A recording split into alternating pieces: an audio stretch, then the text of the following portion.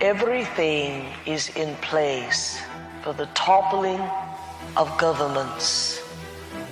Everything is in place to remove your purses from you and substitutes weakly introduced until through public orientation you cry out for the sophisticated system of technology to do your bookkeeping. There will be no money. Gold will have its frenzy before that time. Everything is in place. The plague is mutating and they're bringing on more. The underground cities are done and stocked, and fields of wheat grow where the sun does not shine.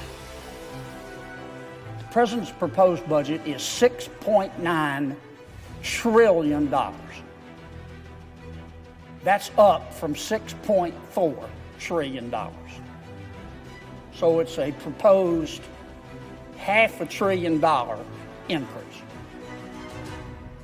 I also learned that the President is proposing $4.7 trillion, not billion, $4.7 trillion in new taxes.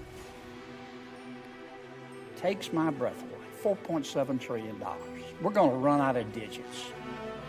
Last year, President Biden issued an executive order to explore the creation of a U.S. central bank digital currency, effectively converting the dollar into a centralized digital currency. And this is different than things like cryptocurrency, Bitcoin. A centralized digital currency is directly controlled and issued by the government to consumers.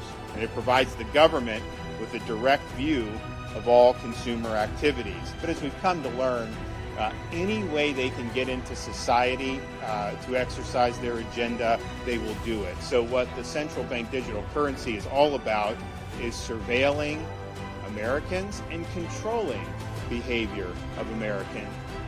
But I took this position because I feel very strongly that we need to have a moratorium on gain-of-function research.